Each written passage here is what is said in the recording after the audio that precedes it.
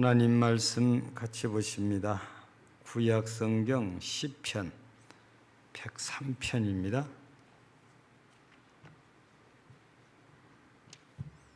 구약 성경 시편 103편입니다.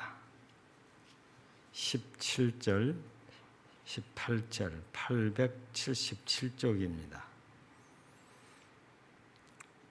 두 절 말씀이니까 같이 읽겠습니다.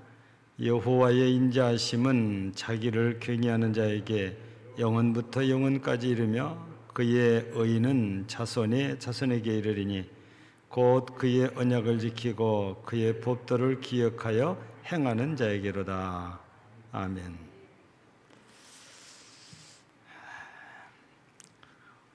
우리는 일반적으로 눈 뜨면 시작해서 자야 끝나는 게 말하는 일이라고 그래요. 물론 말수가 적고 말을 잘 안 하는 분도 있지만 일반적으로는 눈 뜨면 시작한 것이 말하기거든요. 잠을 자야 끝나지요. 근데 어떤 분은 잠을 자면서도 말을 합니다.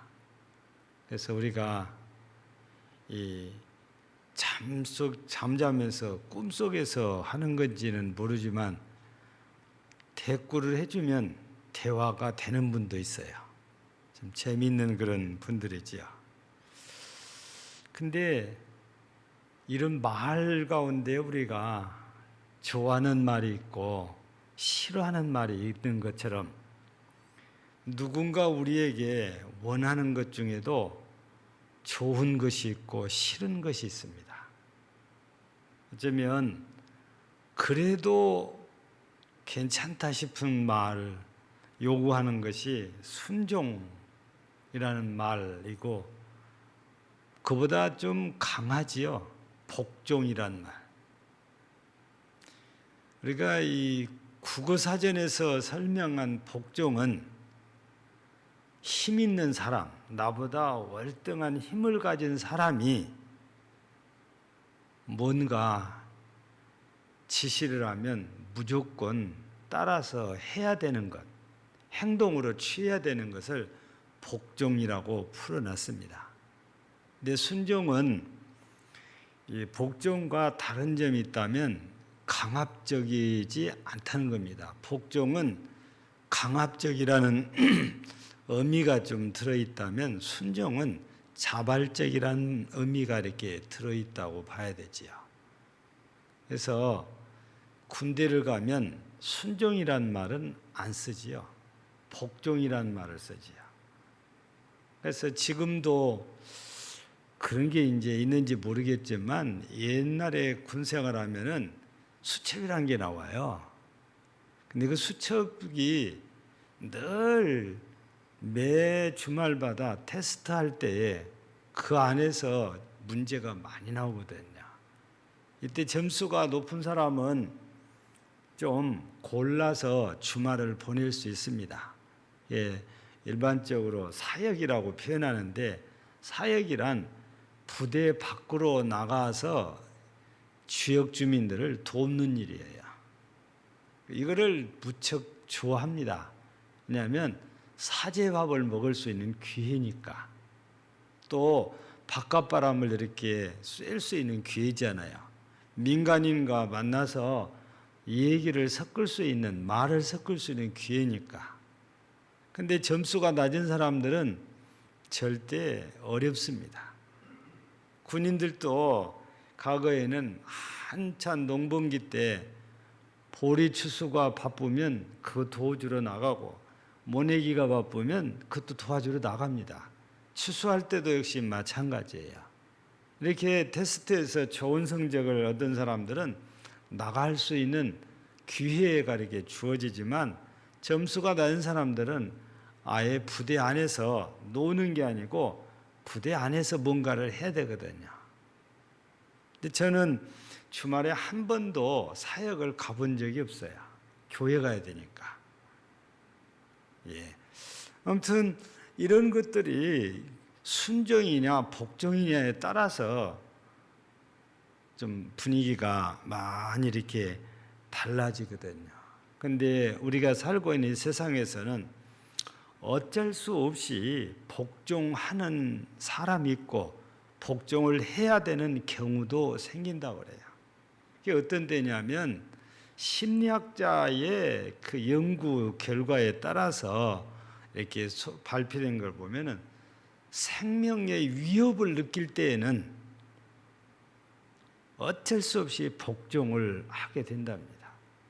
겉으로 남들이 볼 때에는 그런 걸 잘 느끼지 못하지만 본인이 복종을 안 하면은 죽을 수 있다는 그런 위기감을 느낄 때는 어쩔 수 없이 복종을 하게 돼요. 또 이건 개인적인 그런 경우이기는 하고 또 다른 면에서는 어떤 집단이 있어요. 집단. 그 집단이 그냥 보통 집단이면 괜찮은데 어떤 조폭이나 이런 안 좋은 집단에서는 자신이 최고 권위를 가진 그런 분에게 복종을 안 하면 자기 입지가 어려워지니까 복종을 한답니다. 그래서 자기 입지를 넓히고 자기 이익을 추구하고 그래서 자신이 높아질 수 있는 기회를 만들어 간다고 그래요. 여러분, 힘 있는 사람들의 보편적인 것은 자기에게 얼마나 복종하느냐에 따라서 그 충성도를 가늠하거든요. 그러니까 이 조직 사회에서는 위에 사람에게 복종을 해야 잘 보이는 거지요. 그래서 이 개인적으로는 생명의 위협 때문에 복종한다면 조직 사회에서는 생존을 위해서 복종하는 경우들이 다수 이렇게 있다라고 심리학자로 알려진 분이 이렇게 발표를 이렇게 했거든요. 그러나 어떤 경우도 이 복종이 보편적이지는 않아요. 순종이어야 보편적이라고 이렇게 할 수 있는 거지요. 여러분, 권위 앞에 있다고 해도 똑같은 인격을 가진 인간 대 인간으로서 복종을 이렇게 강요하거나 하는 경우는 옳지 않다고 생각을 하거든요. 그리고 잘 받아들이기가 쉽지가 않아요. 아무리 저 사람이 많이 배우고 나는 못 배웠다고, 저 사람이 아무리 돈을 많이 가져 있고 나는 가진 것이 없다고 해도 똑같은 인격체로서의 보면 자기가 가진 거 있다고 해서 가진 것이 없는 사람에게 무조건 복종을 요구하는 것은 옳지 않다라는 말씀을 이제 우리가 기억을 해야 되는 거거든요. 그러나 순종은 내가 존경하는 분이 내게 뭔가를 얘기하면 내가 마음에서부터 우러나서 하는 것을 복종이라고 하지 않고 순종이라고 이렇게 할 수 있거든요. 근데 복종은 거부하기가 어렵습니다. 거부하면 뭔가 엄청난 불이익을 당할 수 있기 때문이죠. 그래서 인간과 인간끼리는 이렇게 복종보다 순종이 이렇게 훨씬 부드럽고 좋은 것인데 인간 사회에서는 꼭 복종을 요구하는 이런 사람들이 있게 마련이거든요. 그런데 복종을 하면서도 우리가 마음 상하지 않는 대상이 있는데 그분이 바로 하나님이십니다. 하나님은 천지 만물을 창조하신 분이시고 또 우리 인간을 만드신 분이고 또 인간의 생사복을 주관하신 분이고 그래서 하나님은 절대권자이고 전능자이고 전지하신 분이기 때문에 그분 앞에는 복종을 해도 우리 사람들이 기분 나빠하지 않아요. 똑같은 인격체인데 복종을 해야 된다면 마음이 상하고 자존심이 상할 수 있지만 절대자인 하나님께 복종했을 때는 그렇지 않다는 그런 말씀이거든요. 물론 사람에게도 이렇게 복종이 그냥 많이 거부하지 않고 되어지는 대상이 있는데 부모님이라고 할 수가 있습니다.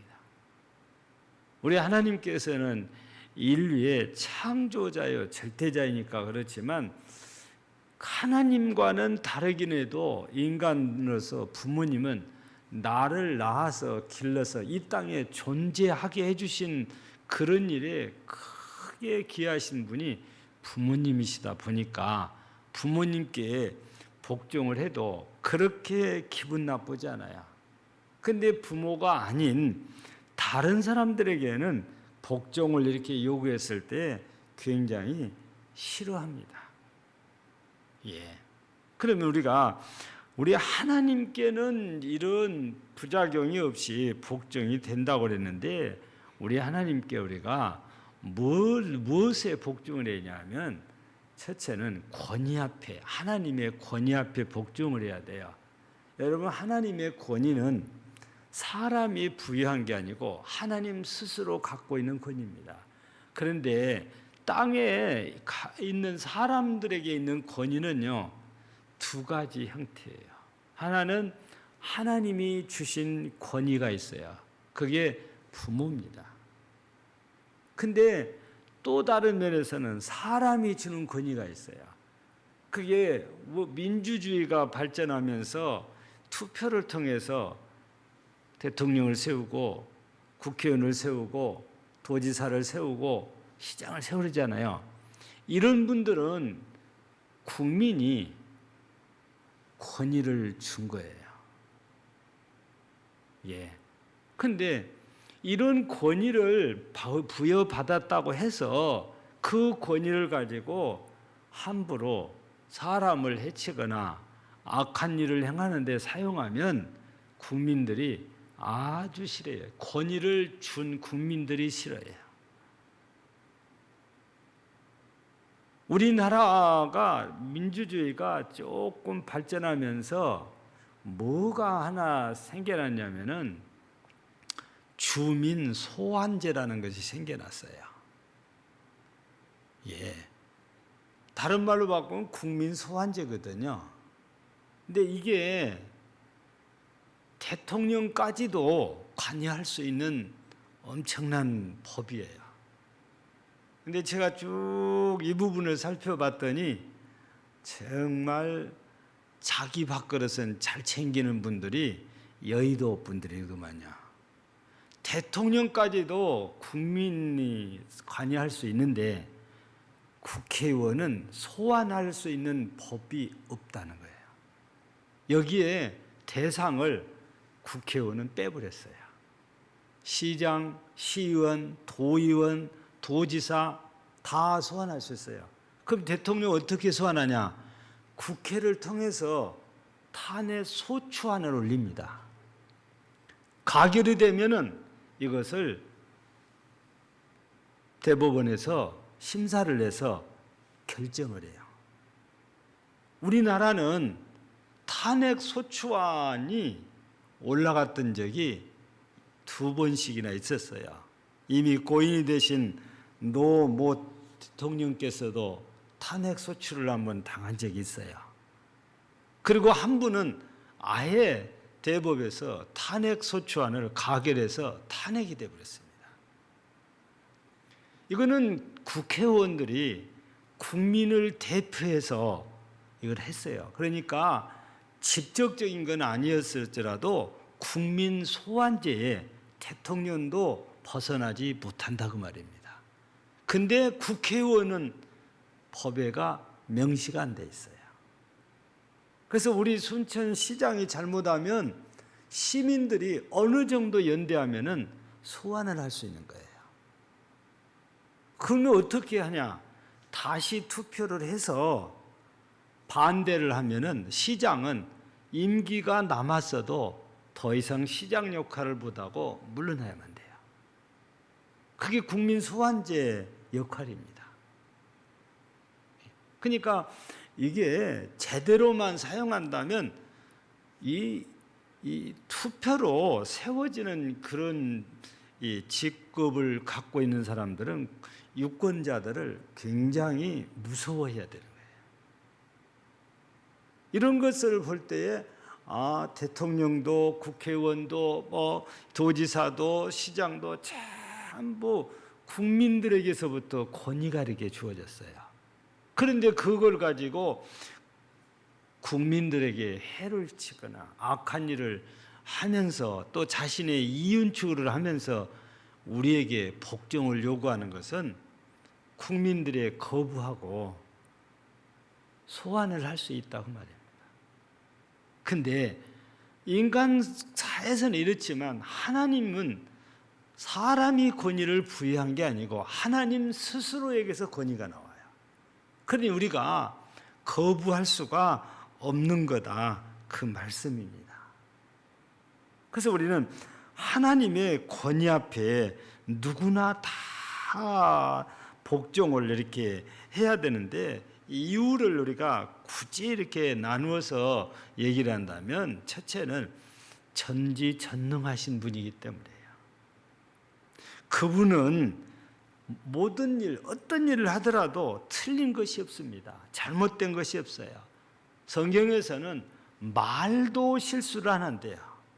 우리는 말하다 보면 실수하고, 우리는 찬송가도 부르다 보면 1절을 하다가 2절로 가기도 하고 그러거든요.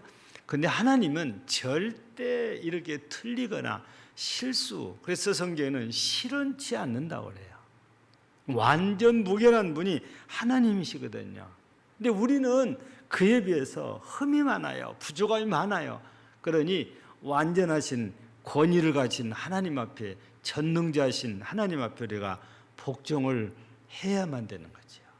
또 하나, 하나님께서 우리에게 뭔가를 말씀하시고 요구하실 때에는 절대 하나님의 권위를 이용해서 하나님의 뭔가를 자기 욕심, 자신의 욕구를 충족시키려는 의도가 아니고 우리 인간들을 아끼고 사랑하셔서 그걸 시킨단 말이에요. 인간의 행복을 위해서 뭔가를 우리에게 요구를 하신다고 말입니다. 그것이 하나님의 사랑이고 하나님의 은혜이거든요. 우리를 위해서 주 하나님이 말씀하신다면 우리는 기쁜 마음으로 복종을 하는 것이 옳은 거잖아요. 나를 위해서 이게 하나님이 하라고 하신다는데 거부한다면 바보인 거지요.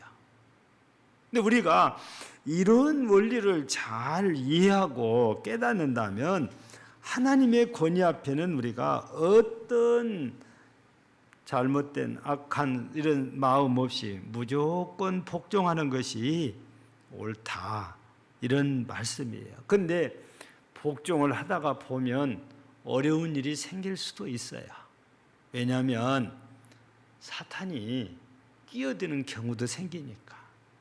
낮에도 잠깐 언급했지만 욥이 얼마나 하나님을 잘 섬기려고 그랬습니까?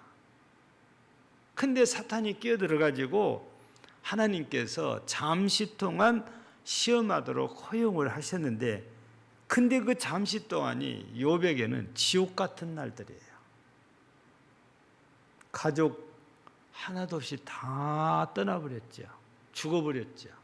재산 전부 다 날렸죠. 몸은 문둥병이 걸려서 모두가 다 싫어하지요. 그렇게 존경받던 욥이었는데 하루아침에 모든 게 다 무너진 거예요. 여러분, 이럴 때도 우리가 복종할 수 있다는 건 하나님에 대한 절대적인 신뢰, 믿음이 있어야 돼요. 이것도 나를 위한 하나님의 특별한 섭리라고 믿어진다면 거기에 복종이 가능하지만, 왜 하나님은 나만 힘들게 해? 이런 생각이 찾아오면 안 되죠. 우리는 기억해야 됩니다. 하나님께서 우리에게 무슨 말씀을 하시고 뭘 시켜도 우리가 결과적으로 유익하게 해주시려고 하신다는 것, 그거는 절대 변하지 않아요.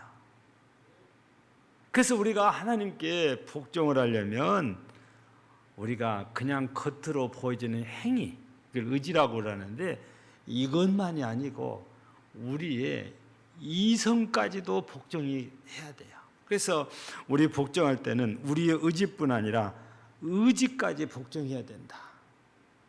여러분, 의지는 눈에 보이는 행위를 말하거든요. 여러분, 의지적인 복종은 웬만하면 할 수 있게 돼요. 근데 마음까지 복종하는 일은 좀 쉽지 않아요. 겉으로는 복종하지만 속으로는, 즉 마음으로는 불평을 갖고 있다면 마음까지 복종하는 건 아닙니다. 복종이 기쁘고 즐거워야 돼요. 그 사람은 마음까지 복종한 사람이에요. 근데 마음까지 복종을 한 사람이 있기를 하지만 이성까지 복종을 하냐? 그건 더 어렵다는 것입니다. 우리 옛날에 고등학교 다닐 때 과학 시간에 우리 갈릴레오라는 그 사람 우리 들었잖아요. 이 사람이 뭔 주장한 사람은 지동설을 주장하는 사람이에요. 그러니까 지구가 태양을 중심으로 돈다는 걸 주장하는 사람이거든요.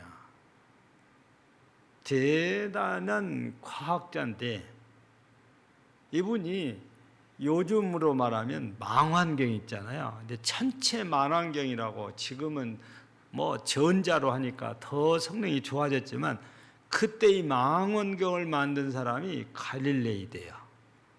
이 사람이 그래서 달을 관찰하고 목성을 관찰하고 토성을 관찰하고 그 시대에, 그 시대가 언제냐? 1500년 후반때부터 1600년대예요. 그러면 지금으로 따지면은 약 600년 전 일이다 그 말이죠. 아니죠. 1600년 전 일이죠. 그렇잖아요. 엄청나게 오래전 일이잖아요. 근데 이렇게 오래 전인데도 벌써 그랬어요. 근데 당시에는 어떤 학설이 주류를 하면 천동설이 주류를 이루었어요. 특별히 로마 교황청에서는 절대적으로 천동설입니다. 지구가 우주의 중심이다 그 말이에요. 그게 천동설의 핵심이거든요. 근데 갈릴레이가 아닙니다. 지구가 태양을 따라 도는 거지 지구를 태양이 도는 거 아닙니다. 그러니까 교황청이 발칵 뒤집혔대요. 그래서 대학교에서 열심히 강의하고 연구하고 있는 갈릴레이를 붙들어다가 고문을 시작을 합니다. 왜 교황청의 지시를 거부하고 엉뚱한 말을 해서 퍼뜨리냐? 결국에 오래 견디지 못하고 갈릴레이가 천동설이 맞습니다. 그러고 풀려났대요. 근데 재밌는 말이 전해지기를 여기에서 갈릴레이가 고문에 견디지 못해서 천동설이 맞습니다 하고 풀려나서 나오면서 하는 말이 어떤 말이냐면 그래도 지구는 태양을 따라 돕니다. 그런 말을 하고 나왔다고 그래요. 이거는 갈릴레이가 이성은 복종하지 않았다고 말해요. 자기가 살기 위해서 어쩔 수 없이 복종하지만 자기 이성까지 복종하지 않았다는 걸 이 말 한마디를 통해서 보여주거든요. 우리가 행위, 즉 눈에 보이는 행위잖아. 의지적인 복종 제일 쉬운 거라고 그래요. 마음까지 복종도 그래도 하는 사람이 있대. 근데 이성까지 복종하는 것은 정말 어려운데 사람에게는 이게 안 된다는 겁니다. 하나님께만 될 수 있는 거예요.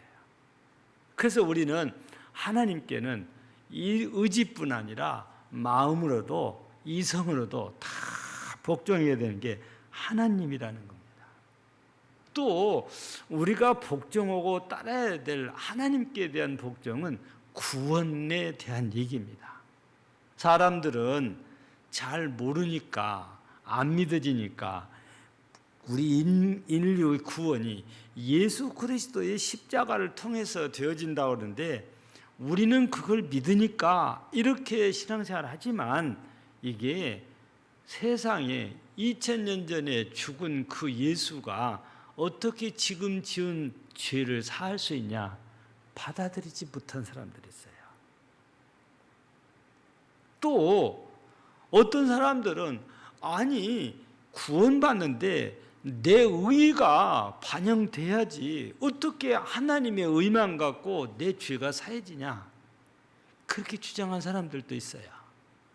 그런데 하나님께서는 절대적으로 인간의 구원은, 인간의 의는 아무런 효력이 없다고 그래요.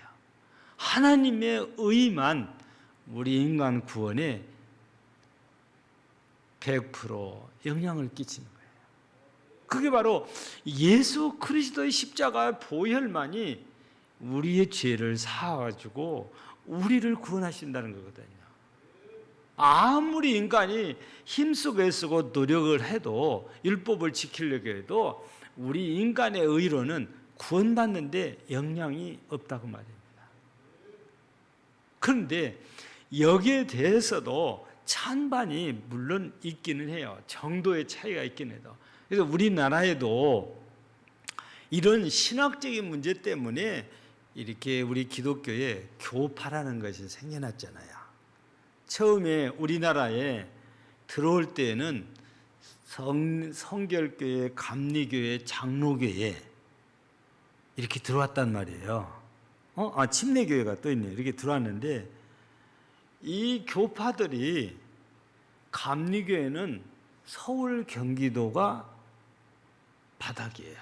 왜냐하면 제물포, 인천 이로부터 들여다보니까 인천하고 서울, 경기도에 감리교회가 굵직굵 지은 교회들이 많습니다. 충청도 쪽으로 들어오면 침례교회가 또 자리를 많이 잡고 있어요. 남쪽으로 내려오니까 장로교회가 자리를 많이 잡았어요. 그런데 세월이 흐르다 보니까 장로교회가 열심히 했던지 이제는 장로교회가 전국적으로 가장 많아요. 성결교회, 침례교회, 감리교회 별로 많아요. 우리 순천에도 원래 감리교회 딱 하나 있었어요. 근데 지금은 좀 몇 개 됐죠. 감리교회 불어난 숫자에 비하면 장로교회는 우리 합동 통합을 합해놓으면 엄청나죠. 우리 보통 순천시의 교회가 한 400개 이상 보는데 감리교회, 성결교회, 침례교회는 그 중에 한 30개 토탈해서 나머지는 거의 장로교회입니다. 그런데 서울 가도 순복음교회를 제외하고는 우리 장로교회도 대형 교회들이 많잖아요. 우리 교단에서는 이 세회된 교회가 약 3만 5천 명 모인다 그러거든요. 우리 이 여수가 고향으로 이제 알려져 있는데 그 종합융합교회라고 알려져. 여기도 과거에 한 3만 명 모인 적이 있어요. 지금은 이제 모르겠어요. 목사님이 은퇴하시고 이제 아드님이 후임자가 이렇게 된 걸로 알고 있는데 지금은 모르겠어요. 과거에는 약 3만 명 모였어요. 우리 그 교파가 다르기는 해도 통합 측에도 8만 명, 10만 명 모이는 장로교회가 있고 우리 교단에도 우리 충영교회도 교인 수가 대단하고 부산 가면 수영로교회도 10,000명이 넘고 우리 서울의 사랑의 교회는 약 8만 명에서 10만 명 정도 추정을 합니다. 8만 명은 넘어요. 초대형 교회라고 이렇게 말할 수 있거든요. 이런 걸 보면 장로교회는 골고루 지금 퍼져서 자리를 잘 잡고 있다고 보는데 그에 비해서 감리교회나 성결교회는 조금 더디라고 이렇게 보고 있는 거죠. 근데 이런 얘기를 하냐면 감리교회와 성결교회는 신학적인 사상이 비슷한 면이 있어요. 조금 다르긴 해도. 다른 것 중에 하나가 성결교회와 감리교회의 다른 점이지요. 성결교회는 구원의 단계가 좀 많습니다. 우리 장로교회에 비해서. 그럼 감리교회는 구원의 단계는 우리하고 비슷해요. 근데 뭐가 다르냐? 감리교회와 성결교회하고 비슷한 부분입니다. 그게 바로 인간의 의가 구원받는데 필요하다라는 주장이 감리교회와 성결교회의 주장이에요. 근데 우리 장로교회는 인간은 전적으로 부패했다는 겁니다. 그래서 스스로 의를 행할 수 없다고 주장을 하는 거예요. 그게 성경이거든요. 그 근거로 여러분들이 수도 없이 듣는 로마서 3장의 10절과 6장의 3장 23절이지요. 10장은 의인은 없나니, 3장 10절 의인은 없나니 하나도 없다 해놓고 3장 23절에서는 모든 사람이 죄를 범하였음에 하나님의 영광에 이르지 못한다 해놨어요.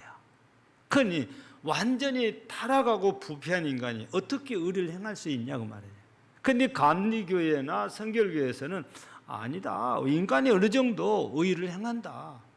구원받는데 영향을 끼친다는 겁니다. 이 부분이 좀 다르거든요.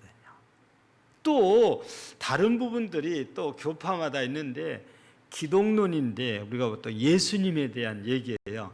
예수님을 우리는 완전한 인간이면서도 완전한 하나님이라고 믿고 있잖아요. 그런데 일부에서는 예수님의 신성을 부정하거나 인성을 부정하는 이런 경향이 있어요. 그래서 이단이라고 우리가 이제 보통 분류를 하지요. 우리가 여기서 기억해야 될 일이 우리 장로교회는 인간은 전적으로 부패했기 때문에 하나님의 의가 아니면 절대 구원받지 못한다는 신학 사상이에요. 그러니까 대부분이 그래요. 거의 많은 우리 개신교에서는 이 부분을 찬성을 합니다. 인간의 전적 부패, 조금의 차이가 있어도 하나님의 의가 아니면 절대 구원받지 못한다는 거죠. 거기에 대부분이 동의를 하고 있다고 말이죠. 그런데 만약에 여러분 하나님의 의가 아니고 인간의 의가 필요하다고 하면 어떤 문제가 생기냐? 중세시대에 바로 이 문제가 생겼는데 우리 사람이 의를 행해야 되는데 잘 못해요. 그래서 여기서부터 부패가 나오는데 사제들이 돈을 요구하면 당신이 의를 이렇게 행했다라고 인정을 해주는 일. 그게 이제 중세시대에 생긴 거예요. 여러분 어떻게 우리 의를 돈 갖고 이렇게 만드냔 말이에요. 요즘 스펙을 많이 쌓기 위해서 돈 주고 이렇게 아는 것도 했다고 하다가 말들이 많이 나오잖아요. 비슷한 거예요. 우리 의도 행하지 않았고 의도 없는데 이 사람은 정말 말씀 잘 지키고 깨끗한 사람이라고 인정을 해주는 거예요. 돈 받고. 여러분 인간의 의를 이렇게 하다 보면 부정부패가 저절로 나오게 돼요. 그런데 성경은 인간은 전적으로 부패이기 때문에 의를 행하지 못해요. 하나님의 의가 아니면 안 돼요. 그 하나님의 의가 예수 그리스도의 십자가의 보혈의 은혜인 거거든요.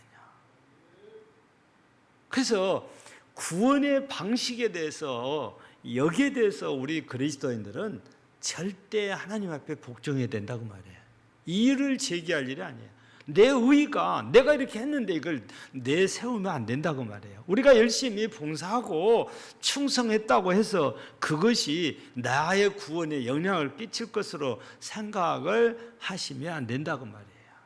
우리는 구원의 은혜를 입은 자로서 감사한 마음으로 충성하고 헌신하고 잘 섬기고 살아야 되는 거지 겸손히요. 내가 행한 일을 구원에 연결을 지으려는 것은 교만한 행위가 되는 거지요.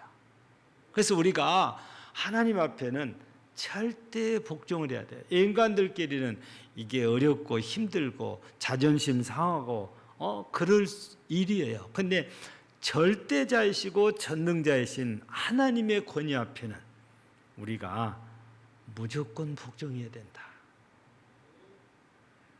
이 사실을 우리는 기억해서 나를 십자가의 공로로 구원해 주신 우리 하나님의 권위 앞에 복종해서 늘 감사하고 그 하나님을 찬양하면서 삶으로 우리 속에 하나님의 은혜로 인한 기쁨이 또 즐거움이 넘치는 삶이 되어지기를 주의 이름으로 축복합니다. 하나님, 사람들끼리는 무서워서 살기 위해서 생존하기 위해서 어쩔 수 없이 복종하는 일이 있지만 하나님 앞에는 기쁜 마음으로, 감사한 마음으로, 즐거운 마음으로 복종을 하는 것이 복된 일이라고 하십니다.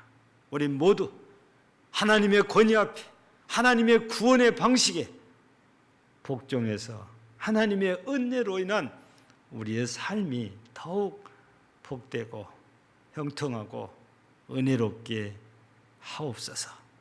모든 성도들이 하나님 앞에 절대 복종함으로 삶이 더욱 복되게 해주시기를 간절히 바라오며 예수님 이름으로 기도하옵나이다. 아멘.